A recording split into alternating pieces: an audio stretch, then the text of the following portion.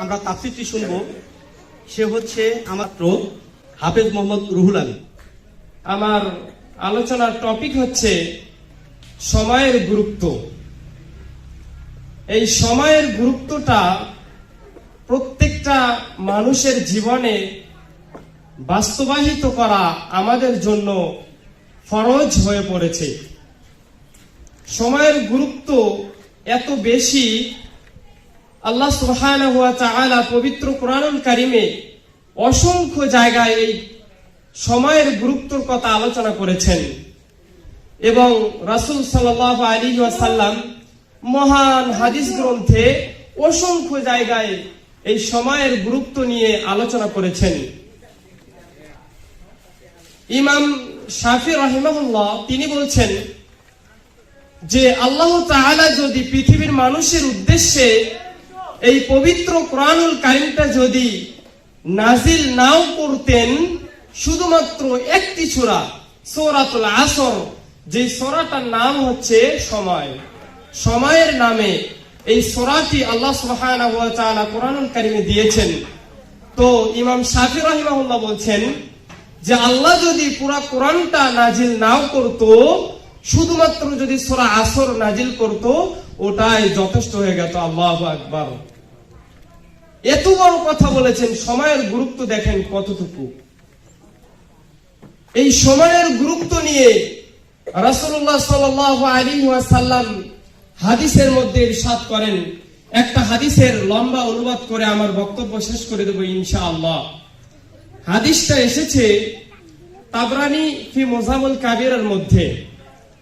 হাদিসটি বর্ণনা করছেন জাবাল রাদিয়াল্লাহু আনহু।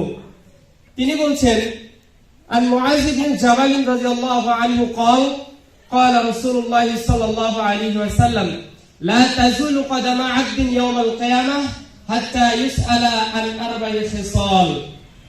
জাবাল রাদিয়াল্লাহু আনহু থেকে বর্ণিত, তিনি বলেন যে কিয়ামতের দিন কোন বান্দা তার দুই পাও নড়াচড়া করতে পারবে না ততক্ষণ পর্যন্ত, যতক্ষণ না তাকে হাত্তা ইউসআলা আন আরবা'i খিসালিন, চারটি প্রশ্ন সম্পর্কে জিজ্ঞাসা করা না হবে। আরবা'i খিসাল মানে চারটি বিষয় সম্পর্কে জিজ্ঞাসা করা যতক্ষণ না হবে, ততক্ষণ পৃথিবীর কোন মানুষ তার দুই পা নড়াচড়া করতে পারবে না। সেই চারটি প্রশ্ন কি? জাবাল রাদিয়াল্লাহু আনহু বলছেন, এক নম্বর হচ্ছে আন উমরি ফিমা আফনাহু, তাকে সর্বপ্রথম জিজ্ঞাসা করা হবে আন উমরি ফিমা আফনাহু, তুমি তোমার হায়াত বয়সটা কিভাবে অতিবাহিত করেছো, এটা প্রথম প্রশ্ন। এই হায়াত আল্লাহ সুবহানাহু ওয়া তাআলা প্রত্যেকটা মাখলুকাতকে দিয়ে দুনিয়াতে পাঠিয়ে দিয়েছেন। আমরা হাদিস কোরআন যদি রিসার্চ করি জানতে পারবো যে আল্লাহ সুবহানাহু ওয়া তাআলা পৃথিবী সৃষ্টির 50,000 বছর আগে কলম সৃষ্টি করেছিলেন। সৃষ্টি করে বলছেন উক্তুব, লিখো। কলম বলছে আল্লাহ আমি কি লিখবো? তখন কলমকে বলা হচ্ছে এখন থেকে শুরু করে কিয়ামত পর্যন্ত যা যা হবে প্রত্যেকটা কথা, প্রত্যেকটা বাক্য তুমি লিখে ফেলো।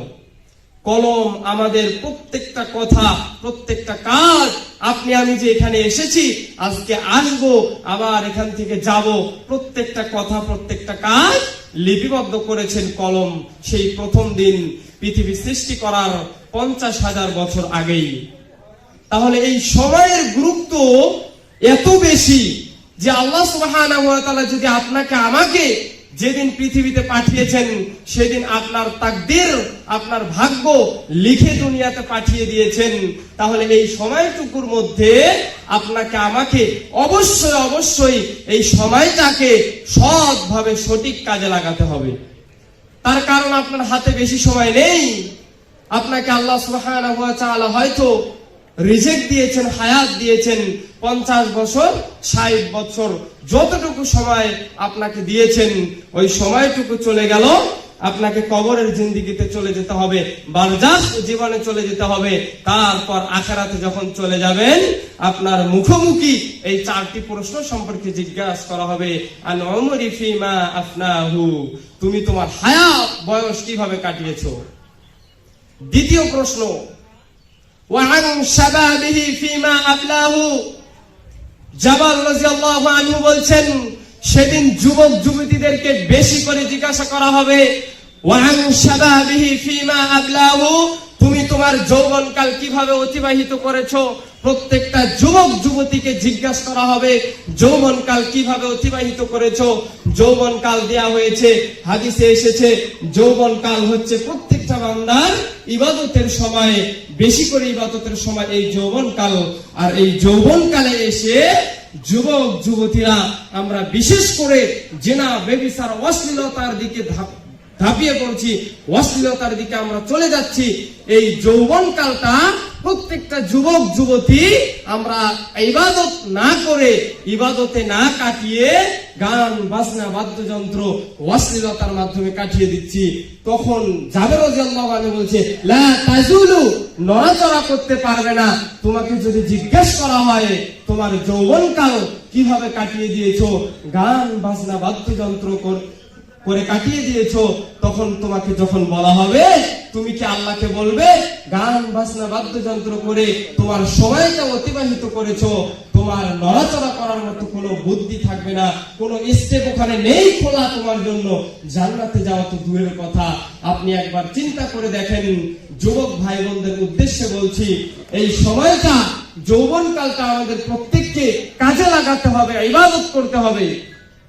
যাদের আজকে বয়স হয়েছে, এখানে ওস্তাদজিরা বসে আছেন, শিক্ষকরা বসে আছেন, যারা এখানে আছেন তাদের বয়স 50 বছর 60 বছর এরকম তাদের বয়স হয়েছে, যৌবনকাল অতিবাহিত করে চলে এসেছে। তারা হয়তো আর যৌবনকাল ফিরে পাবে না। তারা যৌবনকালটা যে অতিবাহিত করেছে আমল ইবাদতে কাটিয়েছে কিনা সেটা একমাত্র রব্বে কারীম তিনি ভালো জানেন।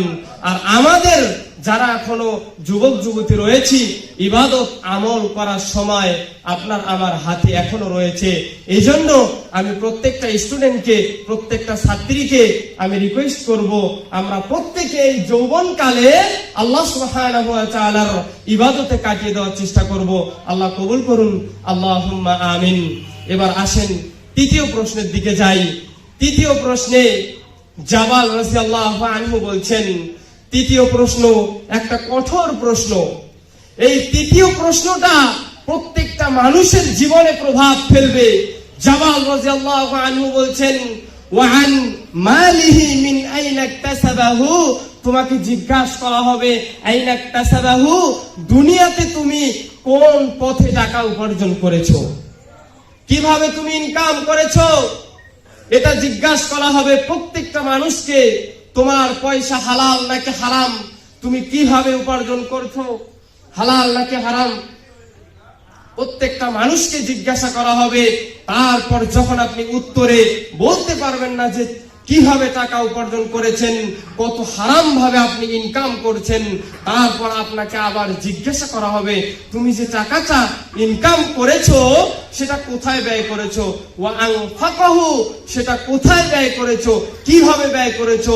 আপনি আমি টাকা পয়সা মাদ্রাসায় দিতে চাই না, মসজিদে দিতে চাই না, দান করতে চাই না, শুধুমাত্র টাকা পয়সা কি করি, এমবি ভরাই, অশ্লীল ছবি দেখি, মেয়ের পিছনে ব্যয় করি, গার্লফ্রেন্ডের পিছনে ব্যয় করি, যত আমাদের মধ্যে রয়েছে অশ্লীলতা, অশ্লীল ভাবে আমরা টাকা পয়সা ব্যয় করি, খরচ করি। আপনাকে তো তখন আটকিয়ে দেওয়া হবে, ওয়াং ফাকাহু, তোমার টাকা, তোমার রিজিক যেটা দেয়া হয়েছিল তুমি কোন পথে ব্যয় করেছো, কিভাবে তা খরচ করেছো।